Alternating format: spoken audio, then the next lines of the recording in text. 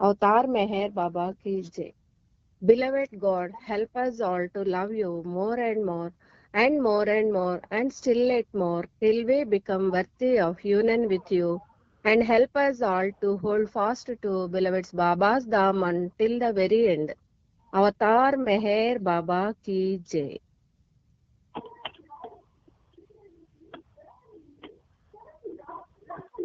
Avatar Meher బాబాకి జై. ప్రీతం మెహర్ బాబా, నీవు ప్రసాదించిన ప్రవచన సారము గ్రహించవలసిన తీరులో గ్రహించి సదవగాహన చేసుకొని వాటిని మా జీవనములలో ఆపాదించుకొని నిజాయితీతోడను నిర్మల ప్రేమతోడను వాటిని ఆచరించులాగున మా అందరినీ ఆశీర్వదించు. అట్టి ఆచరణీయత జీవన శైలిలో జీవించునట్ల మమ్ములందరినీ అనుగ్రహింపుము. అవతార్ మెహర్ బాబా की जय. అవతార్ మెహర్ బాబాకి జై.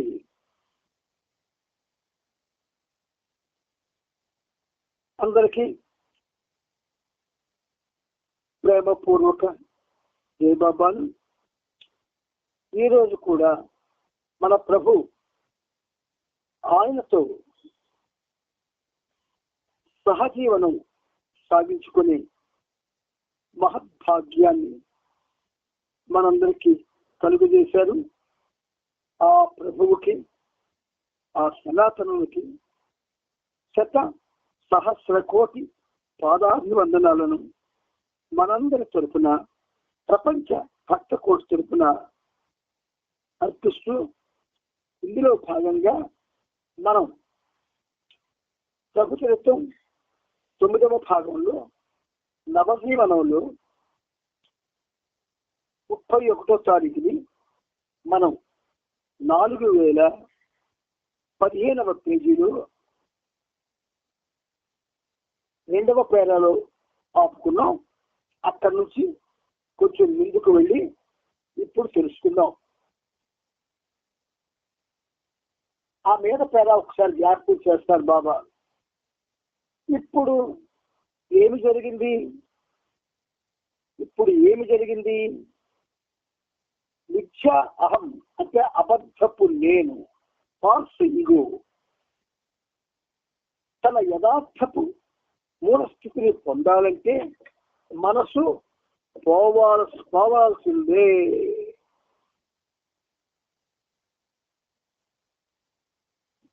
ఆ మనసు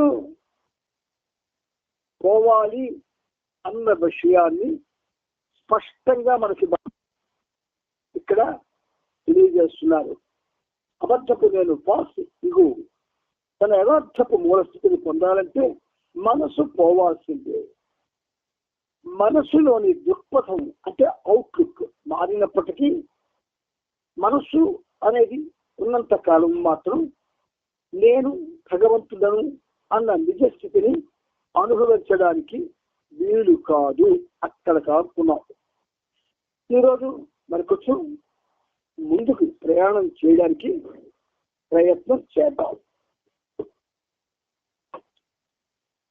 గాఢ నిద్ర స్థితిలో మనసు తాత్కాలికంగా నిష్క్రమిస్తుంది.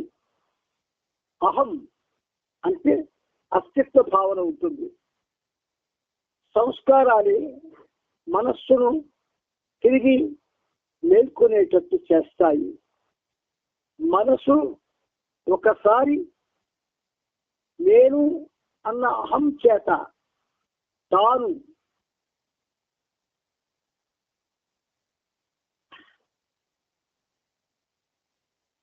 అబద్ధమని భావింపజేస్తుంది. ఈ విధంగా లెక్కలేనన్ని జన్మల్లోనూ రూపాల్లోనూ అహం కొనసాగుతూనే ఉంటుంది. అలాగే మనస్సు అక్కడ ఉంటుంది కానీ దానిలోని సంస్కారాలు మాత్రం మార్పు చెంది తదనుగుణంగా శరీరాలు మారి వాటికి అనుగుణంగా అనుభవాలు మారుతాయి. కాబట్టి అబద్ధపు అహం నిజమైన అహం అంటే నిజమైన నేను అవ్వాలంటే మనసు తప్పక నశించాలి.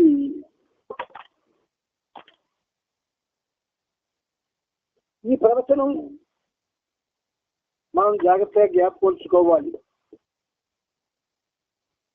జీవితం యొక్క నిజమైన గమ్యం అహం యొక్క మరణం కాదు. మనసు మరణించడం కాబట్టి మహమ్మద్ జొరాస్టర్ ఒక్కసారే జన్మించడం, ఒక్కసారే మరణించడం అని చెప్పినప్పుడు మనసు యొక్క మరణం అనే అర్థంతో చెప్పారు. మనసు సృష్టి ప్రారంభంలోనే, అంటే శిలాస్థితికి ముందే పుట్టింది. ఈ పుట్టుక ఒకసారే జరుగుతుంది, ఒక్కసారే. అలాగే మనసు మరణించడం కూడా ఒక్కసారే జరుగుతుంది. అంటే మనసు యొక్క దాని జననం మరణం గురించి బాబా ఎంత బాగా చెప్పారు చూడండి. మనసు మరణించినప్పుడు అబద్ధపు అహం, అంటే మిథ్యా అహం, తన యథార్థ స్థితికి పరివర్తన చెందుతుంది. యథార్థమైన అహం ఎన్నడూ పుట్టదు, ఎన్నడూ మరణించదు. అహం సర్వకాలాల్లో ఎప్పుడూ సత్యమే. కానీ మనసు కారణంగా అహం తాను పరిమితమైనదిగాను, అబద్ధపు నేనుగాను అనుభూతి పొందుతుంది, అలాగే చరిస్తుంది. ఒక విధంగా ఈ అద్భుతమైనటువంటి మెసేజ్ ఇది మనం జ్ఞాపకూర్చుకోవాల్సినది. అప్పుడే కొంచెం మనం ప్రగాఢమైన ప్రేమని బాబా మీద తెచ్చుకోవడానికి ప్రయత్నం చేస్తాం.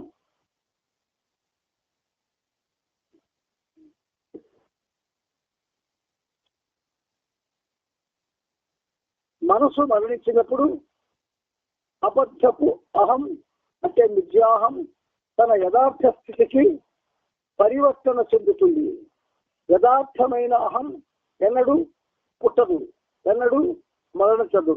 అహం సర్వకాలాల్లో ఎప్పుడూ సత్యమే. కానీ మనసు కారణంగా అహం తాను పరిమితమైనదిగాను, అబద్ధపు నేనుగాను అనుభూతి పొందుతుంది, అలాగే చరిస్తుంది.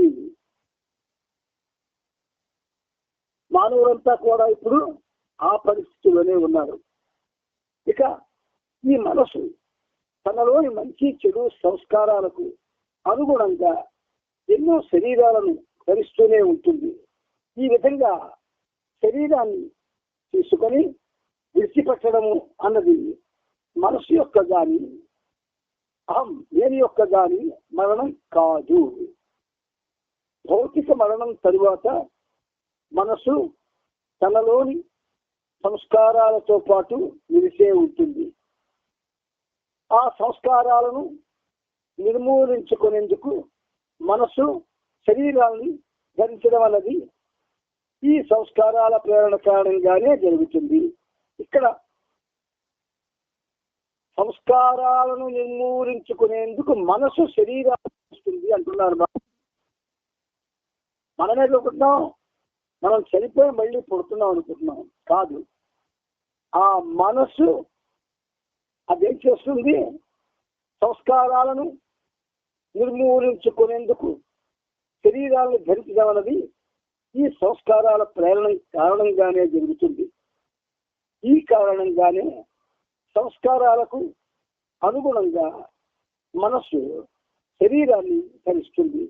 అహం అంటే నేను ఈ చర్యను సాక్షిగా గమనిస్తుంది. ఇలా ఒక శరీరాన్ని త్యజించి వేరొక శరీరం ధరించడానికి మధ్యలో కొంత కాల వ్యవధి, టైం ల్యాగ్ ఉన్నప్పటికీ ఒక శరీరం త్యజించబడగానే వేరొక శరీరం రూపుదాల్చడం జరుగుతుంది.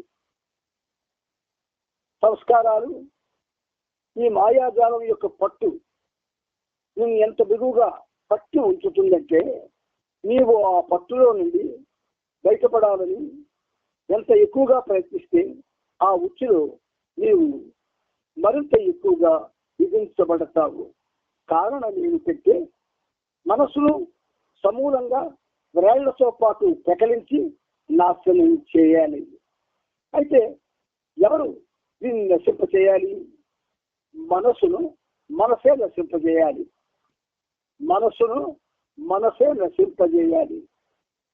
అది అసాధ్యమైన కార్యమే. మరి మనసును నశింపజేసే ప్రక్రియే మనోనాశకు ప్రయత్నించే సంస్కారాలను పుట్టిస్తుంది. అందువల్ల మనసు మరింత బంధనంలో చిక్కుకోవడం అవుతుంది. హఫీజ్ చెప్పినట్లు, ఓ హఫీజ్, నీకు నీవే అడ్డుతెరవై ఉన్నావు. అందువల్ల నిన్ను నీవే తొలగించుకో. అయితే నిన్ను నీవు ఎలా తొలగించుకోగలవు? ఈ తొలగించడం అనే ప్రక్రియయే కొత్త సంస్కారాలను పుట్టిస్తుంది. ఎన్నో వేల మంది మనసును నశింప చేయాలని యోచన చేశారు. ఎన్నో వేల మంది, ఒకరు ఇద్దరు కాదు. ప్రధానమైన పద్ధతులు కర్మ ద్వారా, జ్ఞానాదుల ద్వారా, ప్రేమ ద్వారా సాధించాలని యోచన చేశారు.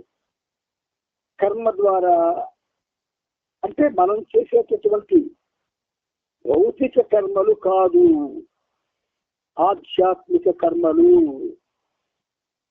జ్ఞానాదుల ద్వారా, ప్రేమ ద్వారా సాధించాలని యోచన చేశారు. పరిపూర్ణులైన సద్గురువులు ఈ విధానాలను రూపుదిద్దారు. చైతన్యాన్ని నిలుపుకుంటూనే మనసును నశింపజేయడానికి వారు ఈ మార్గాన్ని చూపించారు. మనసు యొక్క ప్రధాన వ్యవహారం ఈ శరీరం ద్వారా కార్యకలాపాలు నిర్వహించడమే. మనసు యొక్క ప్రధాన వ్యవహారం ఈ శరీరం ద్వారా కార్యకలాపాలు నిర్వహించడమే.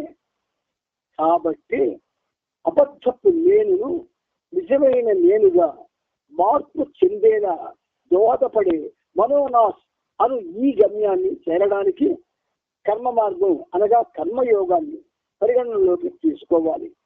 కర్మలకు ఫాల్స్ ఈగో అంటే విద్యాహం మరియు ఇంప్రెషన్స్ ఫీల్డ్ మైండ్, సంస్కారభరితమైన మనస్సు నేపథ్యముగా ఉన్నప్పుడు అలాంటి కర్మలు మనస్సును నశింపజేయడానికి బదులు దానికి ఊతం ఇస్తున్నాయని సద్గురువులు గమనించారు.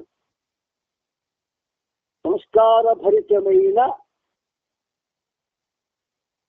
మిథ్యా అహం అది నేపథ్యంగా ఉంటే అలాంటి కర్మలు మనస్సును నశింపజేయడానికి బదులు దానికి ఒక విధంగా భూతం అన్నారు. ఇక్కడ భూతం కాదు, బలం ఇస్తున్నాయని సద్గురువులు గమనించారు. సృష్టిలోని ప్రతి ఒక్కరూ కర్మ చేయవలసిందేనన్న విషయాన్ని వారు చూశారు. మనుషుల్లో అతి గొప్ప సోమరిపోతు కూడా కర్మ చేయవలసిందే. చూసారా ఎంత గమ్మత్తుగా అన్నారు? మనుషుల్లో అతి గొప్ప సోమరిపోతు కూడా కర్మ చేయవలసిందే. తినడం, త్రాగడం, నిద్రించడం మొదలగు పనులను చేయవలసిందే. అందువల్ల పరమ గురువులు అంటే సద్గురువులు కర్మరహిత కర్మలను, యాక్షన్లెస్ యాక్షన్స్ గురించి చింతన చేశారు.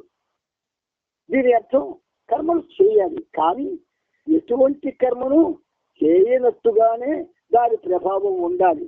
మనం ఒక్క విషయం చెప్పక తప్పడం లేదు, మనం కర్మలకు అంటుకుపోతున్నాం. బాగా అంటున్నారు కర్మరహిత కర్మలను, యాక్షన్లెస్ యాక్షన్స్ గురించి చింతన చేశారు. అప్పుడు దీని అర్థం కర్మలు చేయాలి, కానీ ఇటువంటి కర్మను చేయనట్టుగానే దీని ప్రభావం ఉండాలి. ఇటువంటి కర్మ చేసినప్పుడు గత కర్మల సంస్కారాలు ఖర్చు కావడం జరుగుతుంది. కర్మరహిత కర్మలు ఆలోచించండి.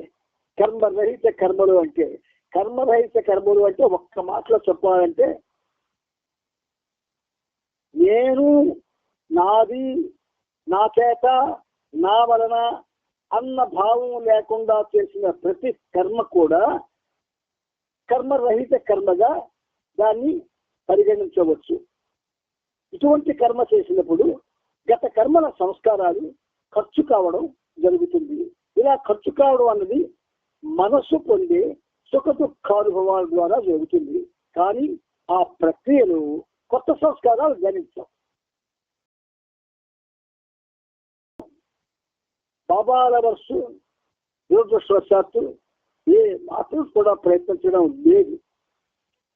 ఎటువంటి స్వార్థ ప్రయోజనం ఆశించకుండా నీవు ఒక వ్యక్తికి సహాయం చేశావనుకుందాం, లేదా ఒక స్త్రీని ఎటువంటి స్వార్థము లేకుండా రక్షించావు అనుకుందాం. నీవిలా కర్మలు చేసే క్రమంలో నిన్ను జనం కొట్టడం, పోలీసులు నిన్ను అదుపులోకి తీసుకొని జైల్లో పెట్టడం జరిగిందనుకో. ఈ సంఘటనల ద్వారా నీలోని పాత సంస్కారాలు కొన్ని ఖర్చు కావడం జరుగుతుంది. కానీ నీలో ఎటువంటి స్వార్థ చింతన లేనందున ఎటువంటి కొత్త సంస్కారాలు ఏర్పడవు. అయితే ఈ ప్రక్రియ సుదీర్ఘమైనది, సంక్లిష్టమైనది కావడం చేత సాధకుడు ఈ కర్మాచరణ మార్గం ద్వారా ఎన్నో యుగాల తర్వాత మాత్రమే మనోనాశ అనే ఈ గమ్యాన్ని విజృంప చేసుకుంటాడు. చెప్పకూడదు అనుకున్నా అనే పాపం చెప్పాలి అనే భావన మనసులో కలిగిస్తున్నాడు.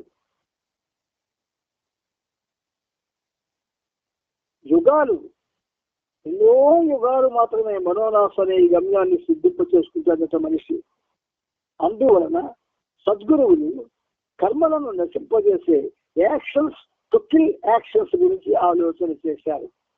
చర్యలను నాశనం చేయడం గురించి ఆలోచన చేశారు. అనగా కర్మలు చేసే పద్ధతి ఎలా ఉండాలంటే దాని వలన సంస్కార ప్రభావం బలహీనపడాలి. అలా చేస్తే కర్మ నిష్ఫలమవుతుంది, బంధనాలు ఏర్పడవు. ఉదాహరణకు ఇక్కడ బాబా చెప్తున్నారు చూడండి. ఒక తేలు తన సహజ స్వభావ రీత్యా తోకను ఆడిస్తూ తిరుగుతుంటుంది. తనకు దగ్గరగా వచ్చిన ప్రతి వారిని కొడుతుంది. ఇప్పుడు దాని విషపూరితమైన కొండెం విరిగిపోయి తొలగించబడింది అనుకుందాం. ఆ తేను మాత్రం తోకాడిస్తూ అంతకు ముందులాగా ప్రవర్తిస్తూనే ఉంటుంది. కానీ అది అలా తోక ఆడించి కుట్టిన ప్రమాదకర ఫలితాన్ని ఇవ్వడానికి బదులు ఆ తేలి యొక్క చర్య నిష్ఫలమవుతుంది. అంటే కర్మల యొక్క చెడు ప్రభావం తొలగింపబడింది. అలా కర్మలు బంధనాలను కలిగించకుండా ఉండాలంటే ఆ బంధనాలకు దారితీసే ప్రభావాన్ని తొలగించాలి. నిజం చెప్పాలంటే ఈ ప్రాపంచిక కార్యకలాపాలు ఎంత మాత్రము విలువ లేనివి. అండర్లైన్ చేసుకోండి. ఈ ప్రాపంచిక కార్యకలాపాలు ఎంత మాత్రము విలువ లేనివి. ఈ ప్రాపంచిక కార్యకలాపాలు ఎంత మాత్రము విలువ లేనివి. మంచివైనా చెడ్డమైనా కర్మలు అలా కొనసాగుతూనే ఉంటాయి. అందువలనే నిన్ను బంధనాలకు గురి చేయని విధంగాను, కొత్త సంస్కారాలు సృజింపబడని విధంగాను నీవు కర్మలు చేయాలి అని సద్గురువులు అంటారు. ఇది ఇంచుమించు అసాధ్యమైన విషయమే. కొత్త సంస్కారాలు ఏర్పడకుండా దాని వలన మరిన్ని బంధనాలు ఏర్పడిన విధంగాను కర్మలు చేయగలిగే మార్గాలు 3 ఉన్నాయి. మన జీవితాలు నిష్ఫలం అయిపోకుండా జన్మలు నికృష్టమైన బ్రతుకు బ్రతకకుండా బాబా 3 మార్గాలు మనకి చెప్తున్నారు. కొత్త సంస్కారాలు ఏర్పడకుండా వాటి వలన మరిన్ని బంధనాలు ఏర్పడిన విధంగాను కర్మలు చేయగలిగే మార్గాలు 3 ఉన్నాయి. అందులో మొదటి మార్గం ఏంటి? నేను చేస్తున్నాను అనే ఆలోచన ఏమాత్రము లేకుండా పని చెయ్యడం. నేను చేస్తున్నాను అనే ఆలోచన ఏమాత్రము లేకుండా పని చెయ్యడం. ఇది ఖచ్చితంగా నిరంతరం కొనసాగుతూ ఉండాల్సిన ప్రక్రియ.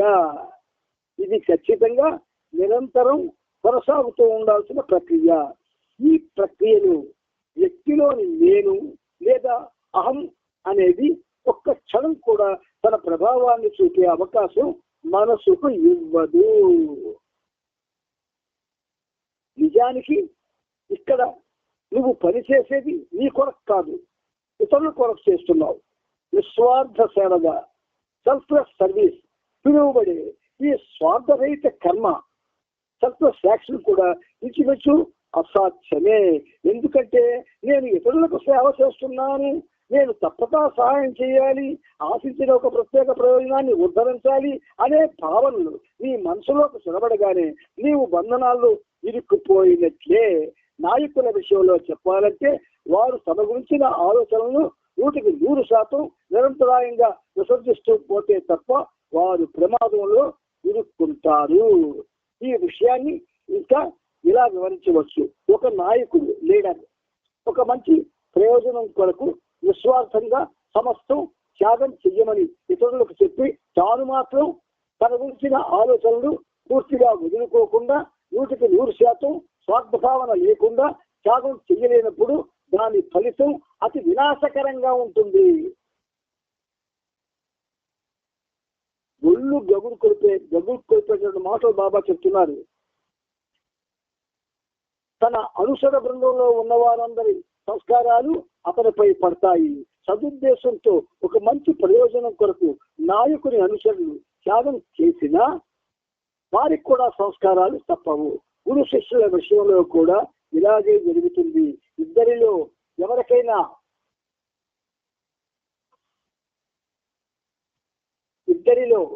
ఎవరికైనా తాను చేస్తున్నాననే స్వార్థభావం కలిగితే ఇద్దరికి అదే గతి పడుతుంది. ఇదే క్రమంలో చివరికి ఇతరులపై జాలి చూపడం కూడా చేయకూడదు. క్లుప్తంగా చెప్పాలంటే చేసే కర్మ యొక్క ప్రభావం లేకుండా ఉండాలంటే స్వప్రయోజనం దేశమంతా కూడా లేని విధంగా ఆ కర్మను చెయ్యాలి. కాబట్టి చాలా వరకు ఇది అసాధ్యమైన విషయమే మొదటిది. ఇక రెండవ మార్గం మీరు ఒకసారి చదువుకోండి. మనం ఏం చేస్తున్నాం? మనం సంస్కారాలను తెచ్చుకుంటున్నామా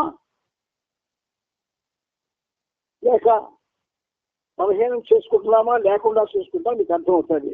నువ్వు చేసే ప్రతి పని రెండవ మార్గంలో నువ్వు చేసే ప్రతి పని అది మంచిదైనా చెడ్డదైనా భగవంతునికి అర్పణ చెయ్యాలి లేదా మీ గురువుకు అర్పించాలి. ఆ అర్పణ భావం ఒక్క క్షణం కూడా విరామం లేకుండా నిరంతరం కొనసాగుతూనే ఉండాలి. ఆధ్యాత్మిక మార్గం,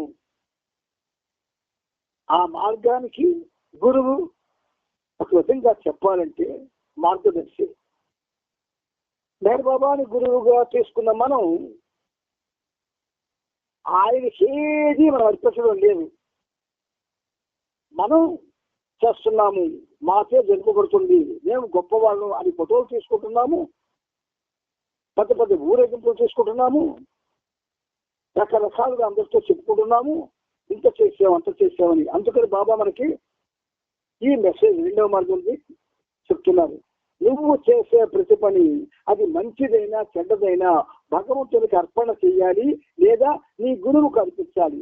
ఆ అర్పణ భావం ఒక్క క్షణం కూడా విరామం లేకుండా నిరంతరం కొనసాగాలి.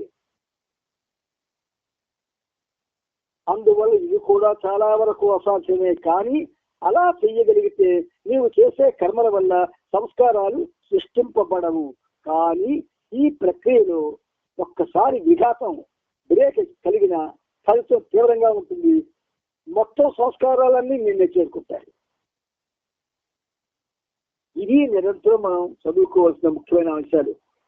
అంతేగాని అనుభవాలు, పెద్ద పెద్ద గ్రంథాల్లో ఉన్న విషయాలు ఒక విధంగా మనమేదో చేసేద్దామన్న ఆలోచనతో ఉన్న ఆలోచనలు ఇవి మనకి మంచి చెయ్యవు. ఇక మూడవ మార్గం బాబా చెప్తున్నారు. మనసును నశింపజేసుకున్నవాడు మరియు సంస్కార రహితుడు అయిన గురువు ఏది చెబితే దానిని ఆచరించడం అనేది మూడవ పద్ధతి. సంస్కార రహితుడైన గురువు ఏమి చెబితే దానిని ఆచరించడం అనేది ఈ మూడవ పద్ధతి. అటువంటి గురువు ఆదేశించిన పని చేయడం వల్ల నీకు బంధనాలు ఏర్పడవు. ఇది కూడా చాలా కష్టమైనదే. గురువు ఎడల నీకు తిరుగులేని విశ్వాసం, అన్ఫ్లించింగ్ ఫెయిత్ 100% ఉన్నప్పుడే అది వీలవుతుంది. ఒక్క క్షణం గురుదేవుని సందేహించిన వినాశం తప్పదు. కృష్ణుడు భారత యుద్ధంలో ప్రతి జీవిలోనూ తానున్నానని, ఎవరూ చనిపోవడం లేదని, నిజానికి వారంతా ముందే చనిపోయి ఉన్నారని అర్జునుడికి నమ్మకం కలిగించవలసి వచ్చింది.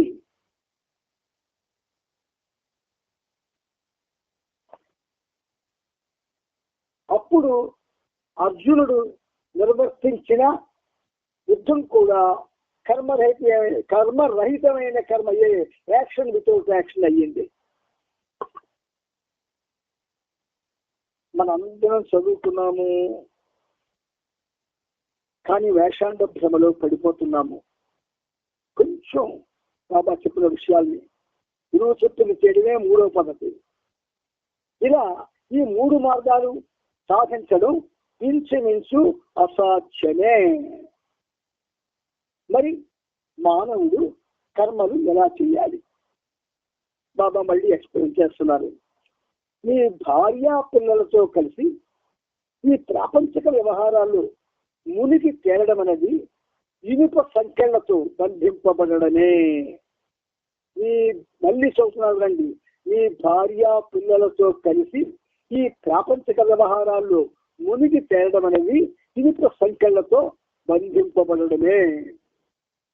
అయితే మనసులో జాలి, ఇతరులకు సహాయపడుతున్నాననే భావన ఉండి కూడా ఇంతకు ముందు చెప్పినట్లు విధేయుడై స్వప్రయోజనం ఆశించకుండా చేసే కర్మల వలన వినమ్రమైన, బలహీనమైన, వీక్ ఇంప్రెషన్స్ వదిలైన లూజ్ ఇంప్రెషన్స్ సంస్కారాలు ఏర్పడతాయి. మనసులో జాలి, ఇతరులకు సహాయపడుతున్నాననే భావన ఉండి కూడా ఇంతకు ముందు చెప్పినట్లు విధేయుడై స్వప్రయోజనం ఆశించకుండా చేసే కర్మలు. సహవాసుకైతే మనం అందరం కూడా కేవలం అక్కడ మనల్ని మనం హైలైట్ చేసుకోవడానికి వెళ్తున్నాం. అంటే బాబా చెప్పిన విషయాల్ని మనం విన్నప్పుడు భయం వేస్తుంది. శరీరం ద్వారా ఆహారికి అసత్య భావనను అనుభూతి పొందేటట్టు చేయడం, సంస్కారాలను అనుభవింపజేయడం మనసు చేసే పని. కానీ మనసు దాని యొక్క ఆధిపత్యాన్ని అంగీకరించడానికి అసత్య అహం, ఫాల్స్ ఈగో సిద్ధంగా లేదని మనకు తెలిసినప్పుడు అహం ఆచరించే కర్మల వలన ఏర్పడిన సంస్కారాలు బలహీనంగా ఉంటాయి. చివరకు కర్మలే మనోనాశక్తిని పొందడానికి సహాయపడతాయి. మనం ఏమి చేయలేం, ఏమి మనం చేయట్లేదు, అసలు ఇది చదవట్లేదు. రెగ్యులర్గా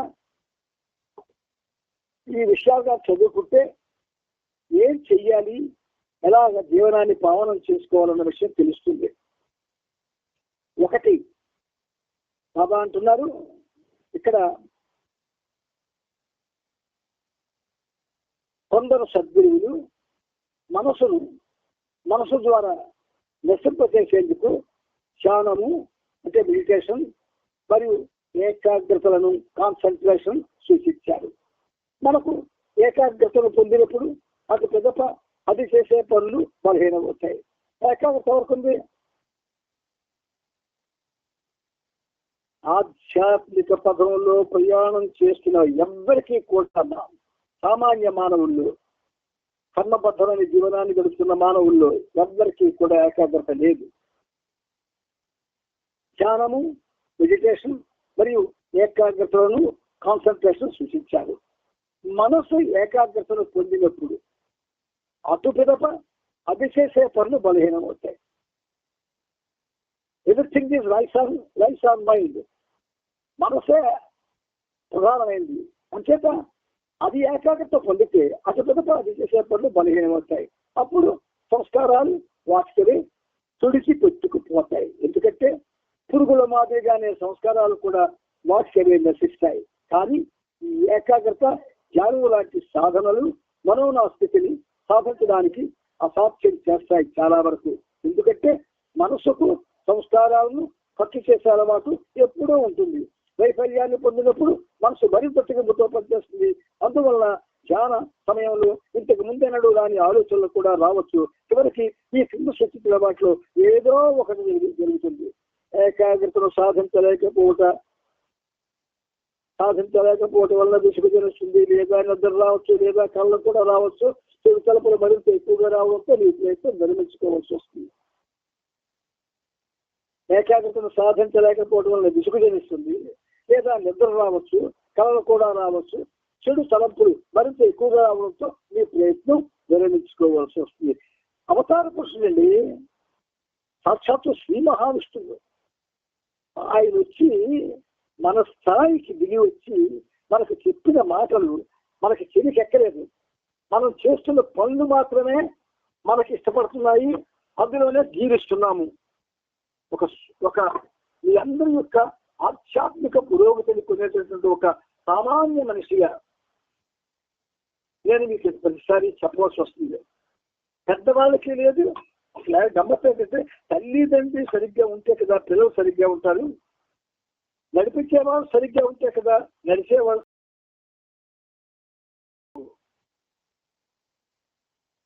అందుకని బాబా ఇంత డీటెయిల్డ్గా మనకి చెప్పడం జరిగింది.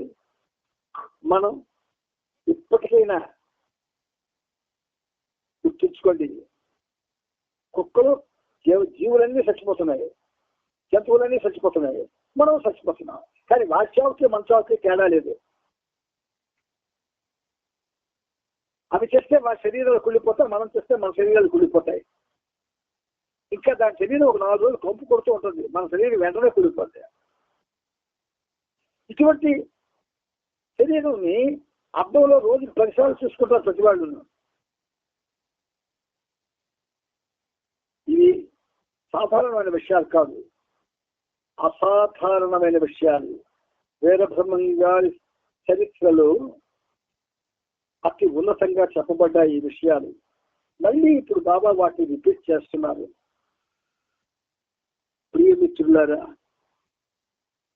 జీవితం పావనం చేసుకోవడం అంటే నిన్ను నువ్వు పోగొట్టుకోవడం. జీవితం పావనం చేసుకోవడం అంటే నిన్ను నువ్వు పోగొట్టుకోవడం. ఎలా పోగొట్టుకుంటావు? అనుసరణ కూడా నేను ఫలానా, నా వాళ్ళు ఫలానా ఫలానా, నా బంధువులు ఫలానా ఫలానా, నాకున్న ఆస్తులు ఫలానా ఫలానా, ఇవన్నీ మనం దృష్టిలో ఉంటే మనం ఎప్పుడు మనం పోగొట్టుకుంటాం. అలా ఉన్నంత కాలం కూడా ఎన్ని కార్యక్రమాలు భగవంతుని పేరిట చేసినా అవి వ్యర్థమైపోతాయి, నిరర్థకం అవుతాయి. అందుచేత ఈ మిత్రులారా, ఈ విషయంలో కొంచెం జాగ్రత్తగా బహు జాగ్రత్తగా నడుచుకోవడానికి మీరు ప్రయత్నం చేయండి. ఇది మీలో ఒకడిగా, ఒక కుటుంబంలో ఒకడిగా మీకు ప్రేమతో చెప్తున్న విషయాలు తప్ప, ఎందుకంటే మీకు చెప్తూ నన్ను నేను చెక్ చేసుకోవడానికి నాకు అవకాశం వస్తుంది. అందుకే ఆ చెక్ చేస్తున్నాను. కాకపోతే ఎక్కడికి రావడం లేదు నేను. ఎందుకంటే సామూహికంగా జరిగే అన్ని కార్యక్రమాల్లో కూడా అహంకారం పనిచేస్తుంది, సత్యపదం కనబడదు, మాయ విపరీతంగా ఉంటుంది, మనసు ఇంకా రెచ్చిపోద్ది. ఇవన్నీ సమూహాల్లో ఉండేది. అందుకే గౌరవ ఋషులు వాళ్ళు ముని వాచికలు అక్కడక్కడ పర్వత ప్రాంతాల్లో ఏర్పాటు చేసుకుని అక్కడ భగవంతుడు ధ్యానించారు. మనం జనాల మధ్య జనాలతోటి, జన సమూహాలలో అందరితో పాటు అందరూ చేసే కర్మల్ని మనం పంచుకుంటూ ఆ కర్మతో జీవిస్తూ అదేదో చేస్తున్నామని భ్రమపడుతూ ఉన్నాం. ఇది జరగకూడదనే బాబా మీకు ఇవాళ ఈ మెసేజ్, ఈ పెద్ద మెసేజ్ మీకు బాబా తెలియజేశారు. చదువుకోండి, విన్నారా? చదువుకోండి. ఎందుకంటే మీకు మీరు చదువుకొని అర్థం చేసుకుంటే దాని పరిస్థితి వేరు. ఇక్కడ చదివి చెప్పబడుతూ ఉంటే దీని పరిస్థితి వేరు. అందుకని ఇట్స్ నాట్ టూ లేట్, ఏం ఇచ్చిపోలేదు సమయం. ఇప్పటికైనా మనం బాబాకి దగ్గర కావచ్చు, అహంకారాన్ని తొలగించుకోవచ్చు, కేవలం బాబాతోనే జీవనాన్ని పంచుకోవచ్చు. కేవలం బాబాతోనే, అంతే. అలా ఉండగలిగినాడు. మనకేమంటావు? ఏది వినబడవు, ఏది కనబడవు, ఏది మనల్ని డిస్టర్బ్ చేయవు. ఇది ప్రేమతో మీరందరూ కూడా గ్రహించి మీ జీవితాన్ని సత్యపథం వైపు, అంటే ఒక విధంగా బాబా యొక్క ప్రేమను పొందడానికి, కేవలం బాబా ప్రేమను పొందడానికి ఆయన నామస్మరణ చేసి జీవించండి. అవతార్ మెహర్ బాబా కీజే, అవతార్ మెహర్ బాబా కీజే, అవతార్ మెహర్